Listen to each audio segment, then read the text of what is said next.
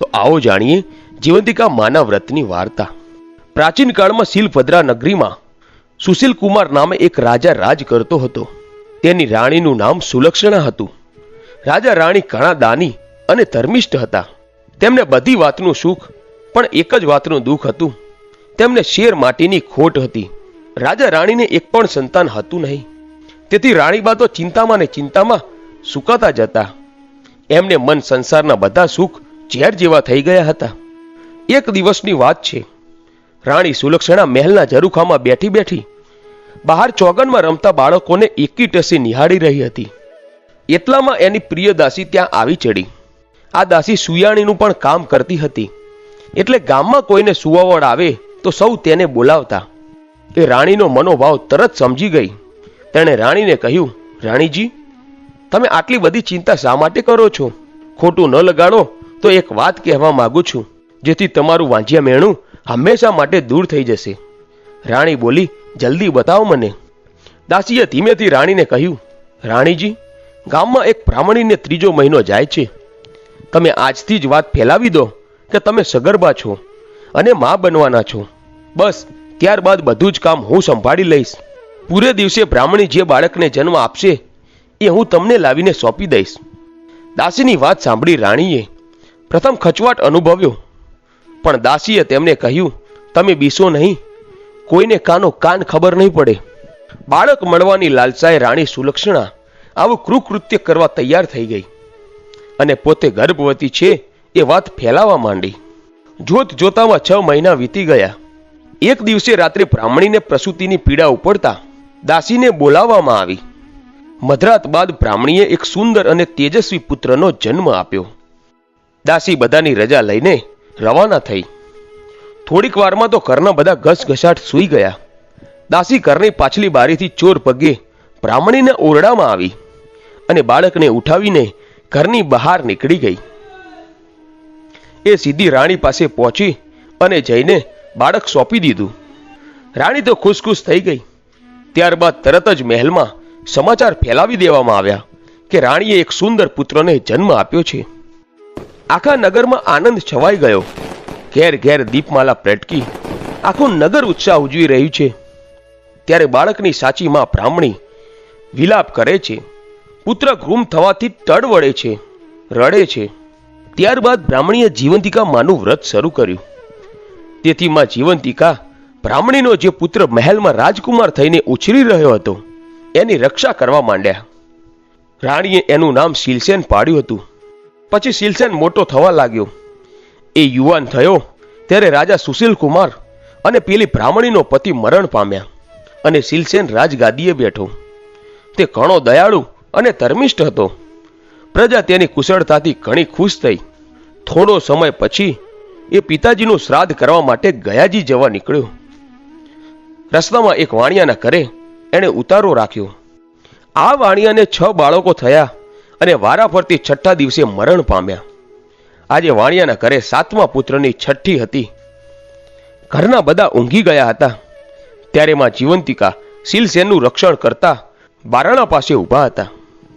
મધરાત થતા વિધાતા વણિકના પુત્રના લેખ લખવા આવ્યા।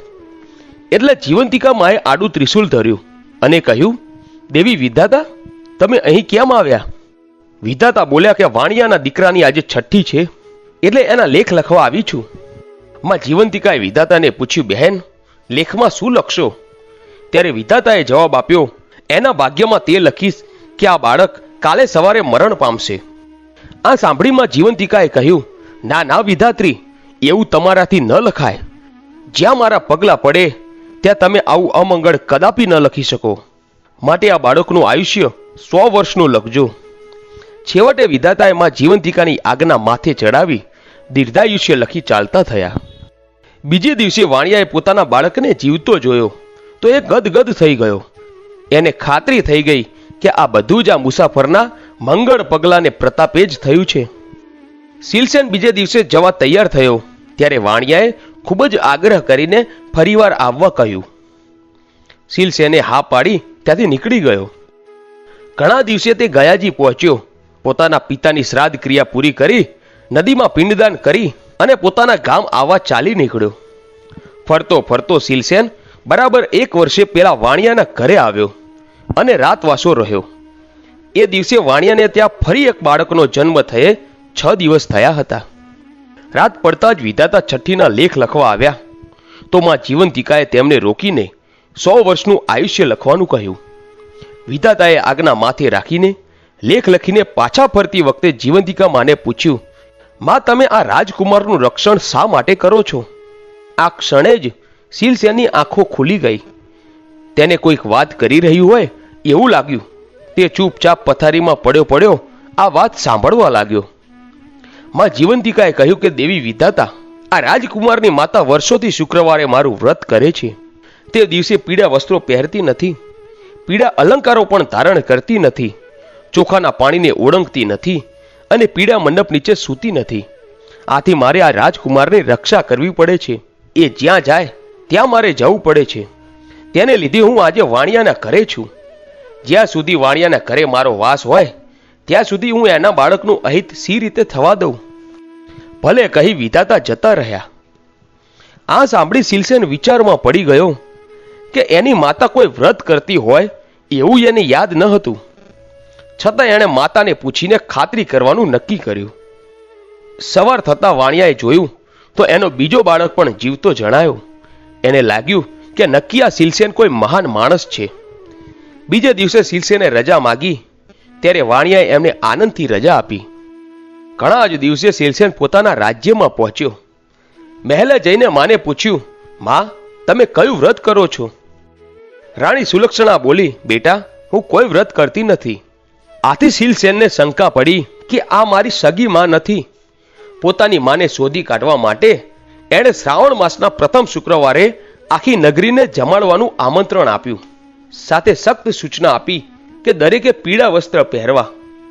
બધા જમવા આવ્યા ત્યારે શીલસેને આજ્ઞા કરી કે નગરમાં તપાસ કરો કે કોઈ રહી ગયું છે.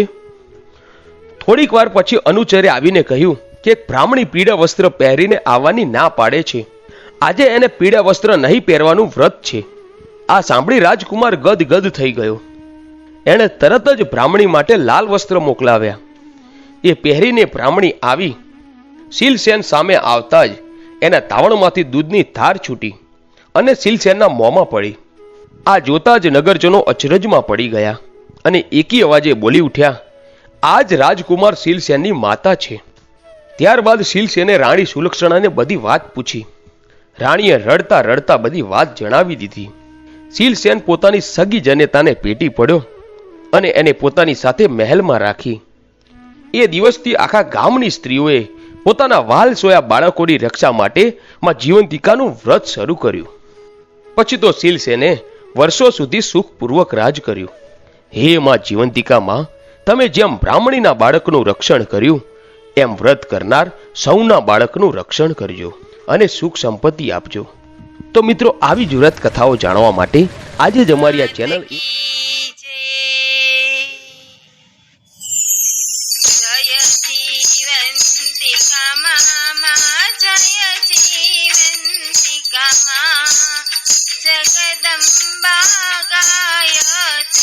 जगदम्बा गायत्री गाऊ तव कविता ओम जय जीवंतिका ब्राह्मण खेरा बाण रक्षाते कीर्ति मां रक्षाते कीर्ति आप्યું રાજ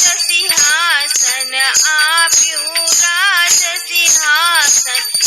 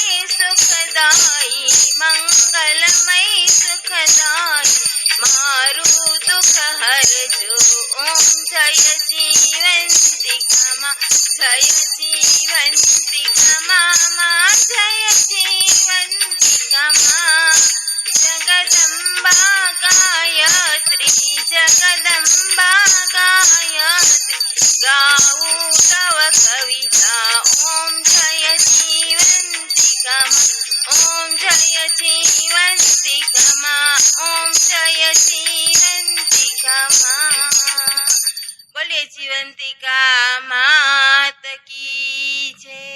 જીવંતિકા માનો થાળ સાંભળીશું।